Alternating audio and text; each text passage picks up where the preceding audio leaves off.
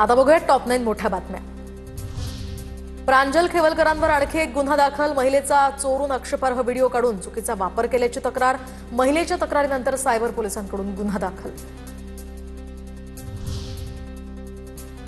तर खेवलकर प्रकरणातील sex racket उघड झालं तर ते राज्यातील सर्वात मोठं सेक्स रॅकेट असेल, राज्य महिला आयोगाच्या अध्यक्षा रुपाली चाकणकरांचा दावा।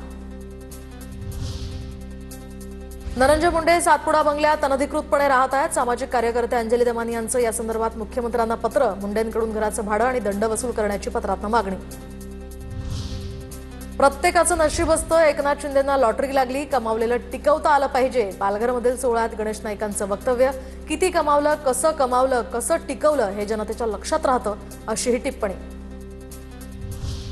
माणिकराव कोकाटे दर्शनासाठी पुन्हा एकदा नंदुरबारमधील शनी मंदिरात। याआधी राजीनाम्याची मागणी होत असताना कोकाटेंनी घेतलं शनीचं दर्शन।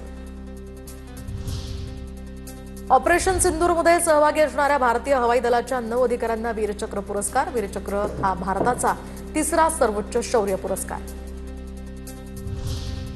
महादेवी हत्तीणी संदर्भात सोमवारी सुनावणी। महादेवी हत्तीणीला आता कोल्हापूरच्या नांदणी मठाकडे परत पाठवण्यासंदर्भात याचिका दाखल होती। दरम्यान या याचिकेतील त्रुटी असल्याचं आधीच्या सुनावणीवेळी सर्वोच्च न्यायालयानं सांगत ताशेरे ओढले होते। आपलं मत आपण दिलेल्या पक्षालाच पोहोचवण्याचे स्वातंत्र्य अबाधित राहो। स्वातंत्र्य दिनानिमित्त मनसेकडून लालबाग परिसरात बॅनरबाजी। स्वातंत्र्य दिनाच्या शुभेच्छा देत मनसेची खोचक टीका। आता बघूया टॉप 9 महत्त्वाच्या बातम्या।